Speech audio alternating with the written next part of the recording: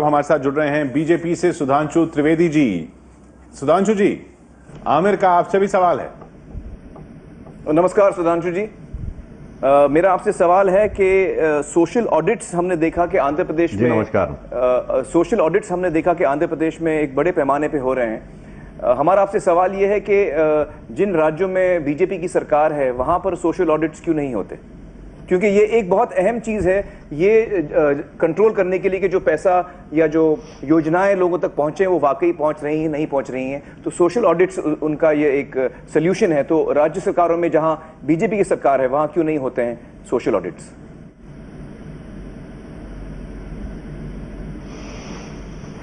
देखिए, जब efficient administration होता है तो हमें इस तरह की चीजों की आवश्यकता कम पड़ती है।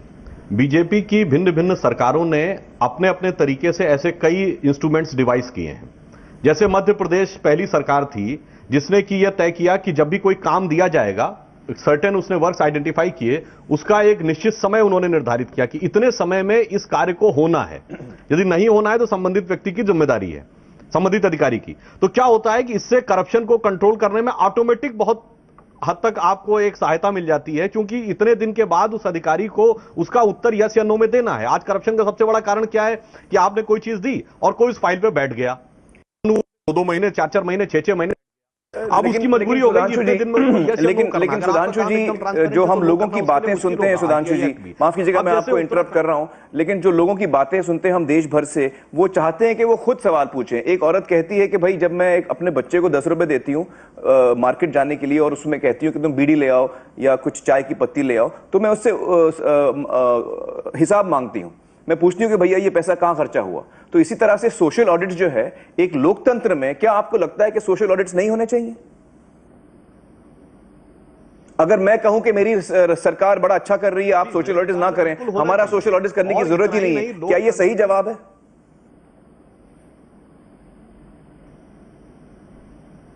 देखिए, मैं ये नहीं कह रहा हूं।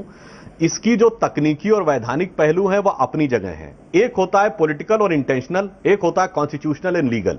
मैं पॉलिटिकल और इंटेंशनल वाले विषय पे बात कर रहा हूं। मैं सिर्फ एक सरकार का क्यों, हमारी उत्तराखंड की पहली सरकार थी, इसने जन लोकपाल विधेयक लाया था, बिल्कुल उसी पैटर्न का, जिसका कि उस समय अन्ना और केजरीवाल दोनों ने प्रशंसा की थी। भले ही बाद में जो दूसरी गवर्नमेंट आई उसने उसको डंप कर दिया।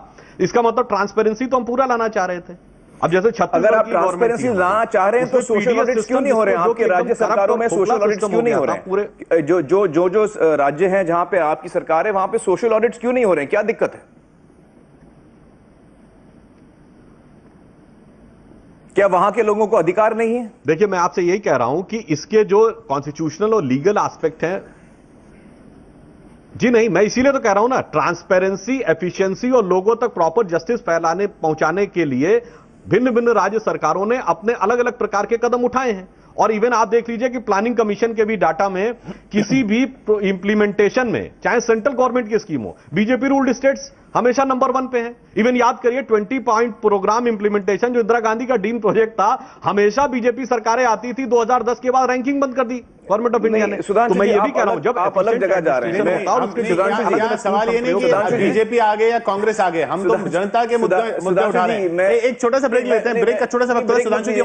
अच्छा चलिए, मैं बोल रहा हूं सुधांशु जी, मैं ये आपसे पूछ रहा हूं कि हम यहां इसलिए नहीं बैठे हैं कि बीजेपी सरकार अच्छी कर रही है या कांग्रेस ही अच्छी कर रही है। हम पॉलिटिकल लोग तो है ही नहीं, हम सिर्फ सीधा सा सवाल पूछ रहे हैं कि क्या बीजेपी या क्या आप एज ए बीजेपी स्पोक्समैन हमें यह बता सकते हैं कि आप सोशल ऑडिट्स, जहां पर जनता से खुद जाके पूछा जाएगा कि भाई आपका ये काम होना था, हुआ कि नहीं, ये सोशल ऑडिट्स क्या बीजेपी चाहती है या नहीं? और अगर चाहती है तो क्या वो लाएगी या नहीं? सिर्फ सोशल ऑडिट्स की बात कर रहे हैं। देखिए, जनता के से उसकी इच्छा पूछना और पारदर्शी शासन रखना और ईमानदार और स्पष्ट शासन रखना, ये हमारा कमिटमेंट है। और उसके लिए जितने भी इंस्ट्रूमेंट्स होंगे, सोशल ऑडिट्स आप लाएंगे कि नहीं लाएंगे? सोशल ऑडिट्स आप लाएंगे कि नहीं लाएंगे? आप पूरे के पूरे एडमिनिस्ट्रेशन,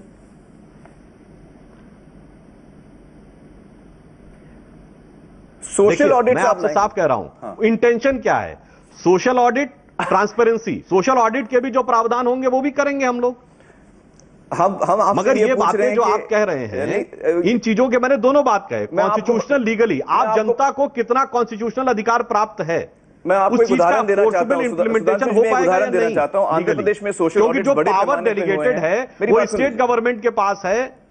मेरी बात सुन लीजिए, आंध्र प्रदेश में एक बड़े पैमाने पे सोशल ऑडिट्स हुए हैं। वहां पर 8000 सरकारी अफसरों को या तो बर्खास्त किया गया है या उनको नौकरी से निकाला गया, उनको सस्पेंड किया गया है। तो ये एक बहुत बड़ी बात है, एक कॉमन इंसान के लिए बहुत बड़ी बात है कि मेरे लिए ये काम होना था, नहीं हुआ, मेरा पैसा छीना गया और उसके वजह से जो ये भ्रष्ट सरकारी अफसर है उसको सजा मिली। तो ये बहुत एक बड़ी ताकत है। सोशल ऑडिट्स हिंदुस्तान में हर जगह होने चाहिए। तो आपको नहीं लगता कि बीजेपी इसे सपोर्ट करना चाहिए?